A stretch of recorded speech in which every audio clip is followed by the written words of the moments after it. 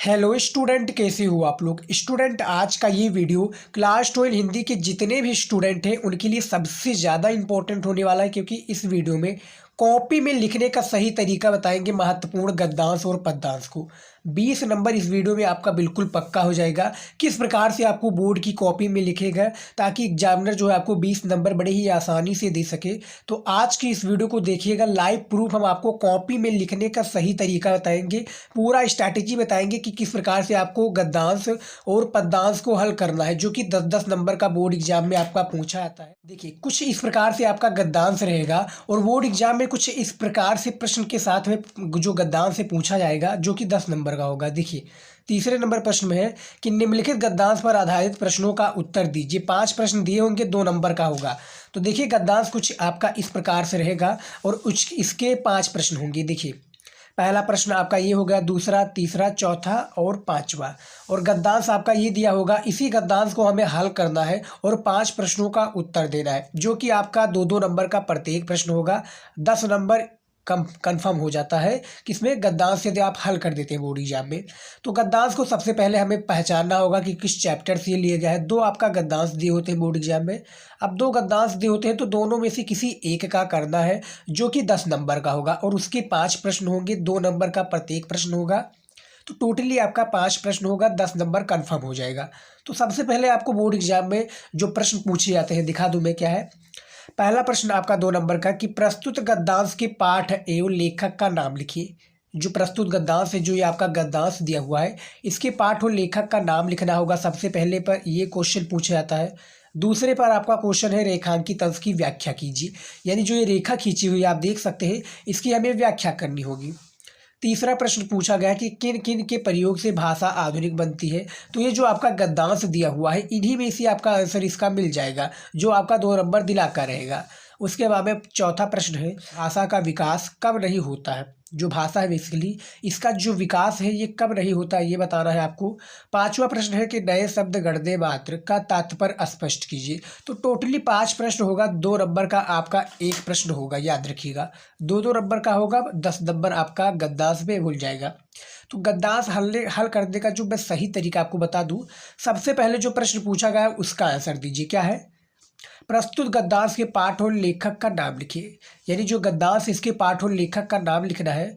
तो देखिए, पहले हम गद्यांश को पढ़ लेते हैं ताकि पूरा डाउट क्लियर रहे। तो देखिए, नए शब्द, नए मुहावरे एवं नई रीतियों के प्रयोगों से युक्त भाषा की व्यवहारिकता प्रदान करना ही भाषा में आधुनिकता लाना है। दूसरे शब्दों में केवल आधुनिक युगीन विचारधाराओं के अनुरूप नए शब्दों को गढ़ने मात्र से ही भाषा का विकास नहीं होता है। क्या है, जो भाषा का विकास नहीं होता है, वरन नए पारिभाषिक शब्दों को एक नूतन शैली प्रणालियों, क्या है, नूतन शैली प्रणालियों को व्यवहार में लाना ही भाषा को आधुनिकता प्रदान करना है। तो ये हमारा गद्यांश है। अब हमने गद्यांश पढ़ दिया, हमें चैप्टर का नाम, जो पहला प्रश्न था कि प्रस्तुत गद्यांश के पाठ और लेखक का नाम, तो हमें पता चल गया क्या है। पाठ का नाम है भैया भाषा और आधुनिकता, उसके जो लेखक है प्रोजी सुंदर रेड्डी जी। अब देखिए, जो इसमें पूछा गया तो उसका हमें संदर्भ लिखना होगा। बोर्ड की कॉपी में किस प्रकार से लिखना है, सबसे पहले ये देख लीजिए। ये कुछ आपका इस प्रकार से बोर्ड की कॉपी में लिखना रहेगा। प्रश्नोत्तर नंबर 3 पर है, ये संकेत डाल देना है। क्या है, ये आप संकेत डाल दीजिए। उसके बाद में संकेत में डालने के बाद में आप 2 लाइन, यानी 2 लाइन जो यहाँ का है ये उठा लीजिए। उसके बाद में जो लास्ट वाला है प्रदान करना, यहाँ पर आप उठाकर यहाँ पर पेस्ट कर दीजिए, यानी कॉपी में लिख दीजिए। इससे एग्जामिनर को ये पता चलेगा कि आपने दूसरा या पहला वाला हल किया है, तो उसका डाउट क्लियर हो जाएगा। अब चलिए देखते हैं संदर्भ किस प्रकार से बोर्ड एग्जाम में लिखना है कॉपी में। तो संदर्भ लिखते समय पहले आपको ये बातें ध्यान रखनी है कि आपको बोर्ड एग्जाम में कोई भी कलरफुल पेन यूज नहीं कर रहा है, कोई भी बता रहा है तो मत यूज करिए। आप ब्लैक और ब्लू के अलावा और एक साथ पे आप स्केच भी लेकर जाइएगा ब्लैक, जो कि कब दिखे, यानी कब गाढ़ा चले ज़्यादा, यानी इस पार यदि आप लिखे उस पार ना दिखाई दे, ऐसे स्केच आप लेकर जाइएगा ब्लैक। उससे क्या होगा, संदर्भ क्या लिखेंगे, देखिए संदर्भ में आपको लिखना है। संदर्भ आप इस प्रकार से हेडिंग डाल लीजिए, नीचे आप ब्लैक पेन से अंडरलाइन कर दीजिए ताकि दिखने में कॉपी अच्छी लगी। तो देखिए, संदर्भ में क्या है कि प्रस्तुत गद्य अवतरण हमारी पाठ्य पुस्तक के गद्य भाग में संकलित तथा श्रेष्ठ विचारक प्रो जी सुंदर रेड्डी द्वारा लिखित भाषा और आधुनिकता शीर्षक क्या है, जो भाषा और आधुनिकता भाषा और आधुनिकता शीर्षक निबंध से क्या है, अवतरित है। ये हमारा क्या होगा, संदर्भ होगा। संदर्भ सिंपल सा भाषा था, इस प्रकार से हमें दे रहा था, तो ये हमारा संदर्भ होगा। आप देख सकते हैं जो कि नए शब्दों नए प्रदान करना, और ये कंप्लीट हो गया। संदर्भ में आपको चैप्टर का नाम लिख रहा होता है और उसके जो लेखक है इसका नाम, तो संदर्भ में लिख दिया, 2 नंबर यहाँ पर आपका कन्फर्म हो जाएगा। उसके बाद में देखिए रेखांकित तंज की व्याख्या में क्या पूछा गया है, दिखाई दे, मैं दिखा दूँ आपको। तो पहला आपका 2 नंबर जो पहला प्रश्न था ये क्लियर हो गया कि एक प्रस्तुत गद्दांश की पाठ और लेखक का नाम हमने पढ़ लिया है, एग्जामिनर को भी पता चल गया है। अब जैसे तो दूसरा जो हमारा प्रश्न पूछा गया है कि रेखांकित तंज की व्याख्या कीजिए, तो जो ये आपका रेखी खींचा हुए देख सकते हैं, वर्ण नए पारिभाषिक शब्दों को, एक नूतन शैली प्रणालियों को व्यवहार में लाना ही भाषा को आधुनिकता प्रदान करना है। अब हमें इसकी हिंदी में मीनिंग निकालने की इसका क्या मीनिंग आता है, तो रेखा खींची हुई इसकी हमें व्याख्या करनी है। तो देखिए व्याख्या कुछ इस प्रकार से आपको हेडिंग डालना है दूसरा, क्योंकि दूसरा प्रश्न है तो दूसरा हेडिंग डालिएगा। उसके बाद में रेखांकित तंज की व्याख्या आप इस प्रकार से डाल दीजिएगा कॉपी में। उसके बाद में आप इस प्रकार से नीचे आप ब्लैक पेन से पटरी लेकर जाइएगा, स्केल्स की सहायता से आप खींच देंगे तो कॉपी से कि आपकी अच्छी होगी। और जब भी आप कॉपी में लिखे 2 से 3 गैप, यानी आप गैप थोड़ा थोड़ा छोड़ दें ताकि पढ़ने में दिक्कत ना हो एग्जामिनर को। पढ़ने में दिक्कत होगी तो नंबर भी कटेगा, और पढ़ने में दिक्कत नहीं होगी तो काफ़ी अच्छे मार्क्स आप लेकर आएंगे। तो रेखांकित तंज की व्याख्या में देखिए क्या है, केवल नवीन शब्द गढ़कर, क्या है, केवल नवीन शब्द गढ़कर ही भाषा को आधुनिक नहीं बनाया जा सकता। क्या है, भाषा को आधुनिक नहीं बनाया जा सकता, वरन भाषा को आधुनिक बनाने के लिए यह आवश्यक है, क्या है, यह आवश्यक है कि हम नवीन पारिभाषिक शब्दों एवं नवीन लेखन शैलियों पर आधारित लेखन पद्धतियों का प्रयुक्त करें। क्या है, लेखन जो पद्धतियां हैं इसका हमें प्रयुक्त करें। तो रेखांकित तंज की व्याख्या देख सकते हैं कितना छोटा है। क्या होता है, कभी कभी जो होता है आपका जो गद्दांश होता है वो थोड़ा बड़ा पूछ लिया जाता है, तो उसका आधा कट करके आधा ही दे दिया जाता है, जो कि आपका 10 नंबर का कंप्लीट हो जाता है। तो यहाँ पर आपने संदर्भ लिख दिया, रेखांकित तंज की व्याख्या कर ली। अब देखिए जो हमारा प्रश्न है, जो हमारा 3 प्रश्न बचा हुआ है, इसका भी आंसर हमें देना पड़ेगा, क्योंकि 2-2 नंबर का है, 6 नंबर इसमें भी हमारा मिल जाएगा।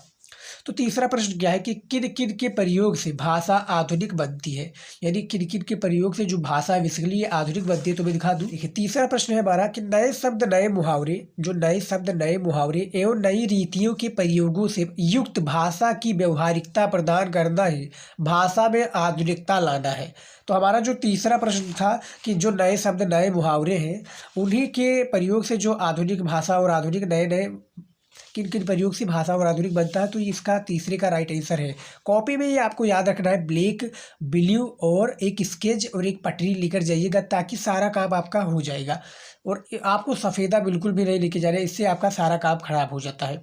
बल लेकर जाइएगा, जहाँ भी अभी आपका कटे, जहाँ भर भी आप कटे, बस आप ऐसे एक लाइन खींच दीजिएगा, एग्जामिनर को पता चल जाएगा कि ये गलत है। आप जाकर गोच देंगे तो आपकी काफ़ी भद्दी दिखने लगेगी, ये आपको नहीं करना है। उसके बाद में देखिए जो हमारा चौथा प्रश्न है कि भाषा का विकास कब नहीं होता है।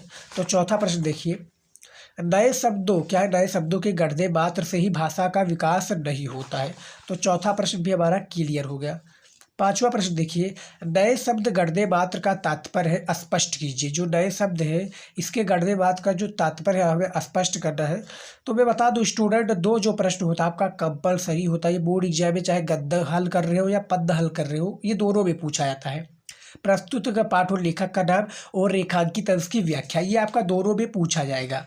तो जो पांचवा प्रश्न है कि नए शब्द गढ़ने मात्र का जो तात्पर्य है, देखिए क्या है पांचवा प्रश्न, दूसरे शब्दों में केवल आधुनिक युगीन विचारधाराओं के अनुरूप नए शब्दों के गढ़ने मात्र से ही भाषा का विकास नहीं होता, वरन नए पारिभाषिक शब्दों को एक नूतन शैली प्रणालियों को व्यवहार में लाना ही भाषा को आधुनिकता प्रदान करना है।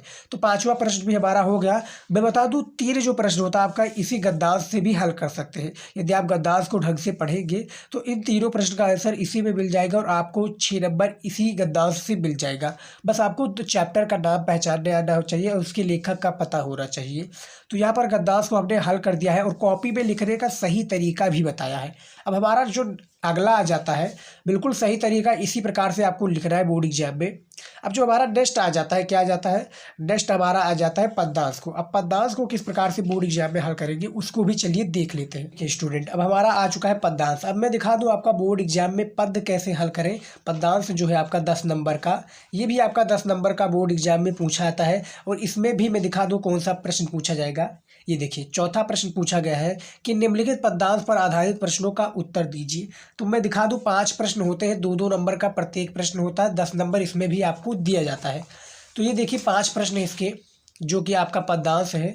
अब देखिए पदनांश के मैं पहले प्रश्न पढ़ के दिखा देता हूँ, उसके बाद में आपको पदनांश का जो है वो पूरा सारांश पढ़ के बताऊंगा। तो जो पहला प्रश्न है कि प्रस्तुत पदनांश के पाठ एवं कवि का नाम लिखिए। दूसरा प्रश्न है रेखांकित अंश की व्याख्या कीजिए। तीसरा है आपका मेघवन बीच गुलाबी रंग में कौन सा अलंकार है। चौथा आपका है नीले वस्त्र में लिपटी नायिका की छवि कैसी दिख रही है। और पांचवें में है आपका परिधान और मृदुल शब्द का अर्थ बताइए। तो जो परिधान और मृदुल शब्द है इसका हमें अर्थ बताना है।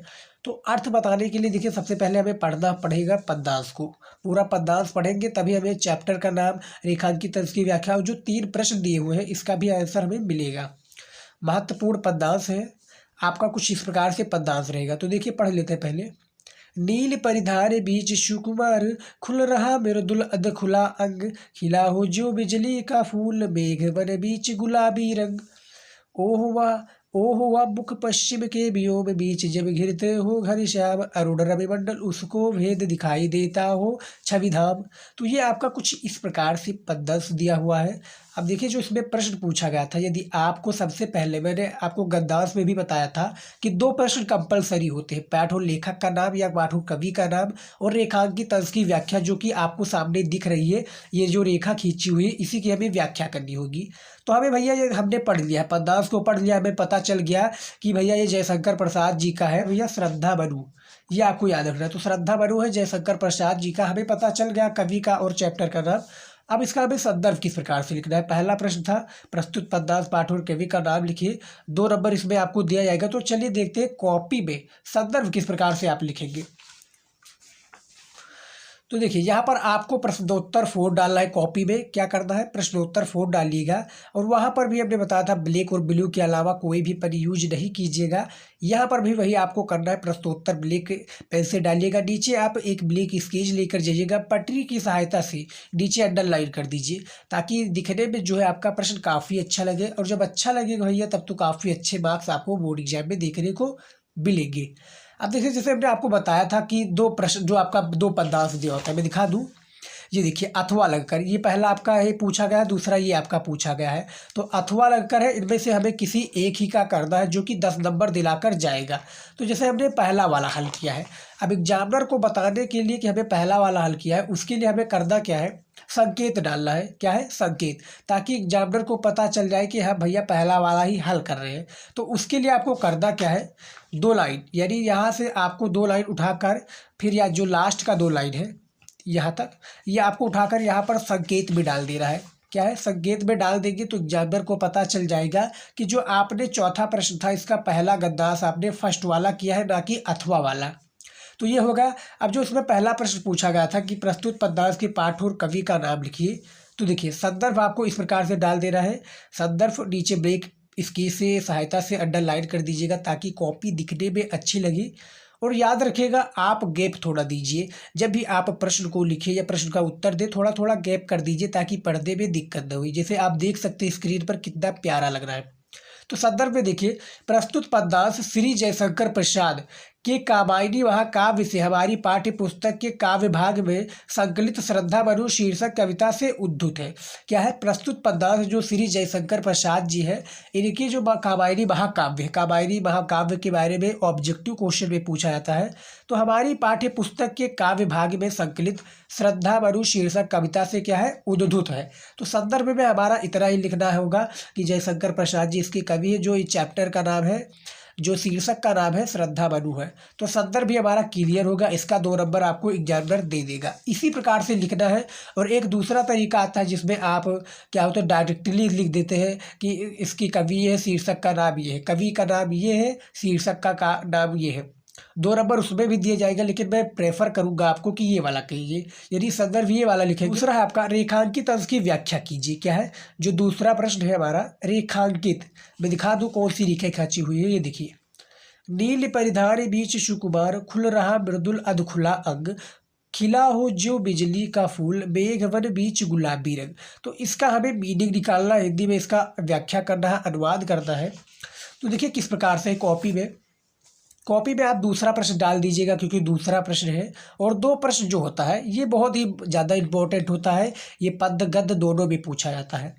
तो देखिए रेखांकित अंश की व्याख्या हम कर लेते हैं कि जो नील परिधान बीच सुकुमारी थी, श्रद्धा अपने शरीर पर। रेखांकित अंश की व्याख्या डालने के बाद में नीचे आप ब्लैक स्क्रीन से अंडरलाइन कर दीजिएगा। कॉपी में हर वक्त लिखते समय राइटिंग सबसे ज़्यादा इंपॉर्टेंट है, तो राइटिंग में लिखिए और थोड़ा थोड़ा गैप कर देंगे तो और भी बेटर लगेगा।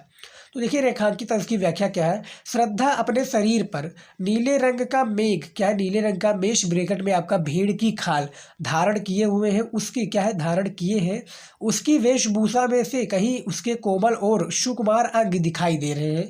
उन्हें देखकर ऐसा प्रतीत हो रहा था मानो नीले बादलों के वन में गुलाबी रंग का सुंदर बिजली का फूल खिला हो। तो जो यहाँ पर नील परिधान बीच सुकुमारी, खुल रहा मृदुल अधखुला अंग, खिला हो जो बिजली का फूल, मेघवन बीच गुलाबी रंग, इसका आपका पूरा मीनिंग ये इस निकल कर आता है, जो कि रेखांकित अंश में हमने बताया हुआ है।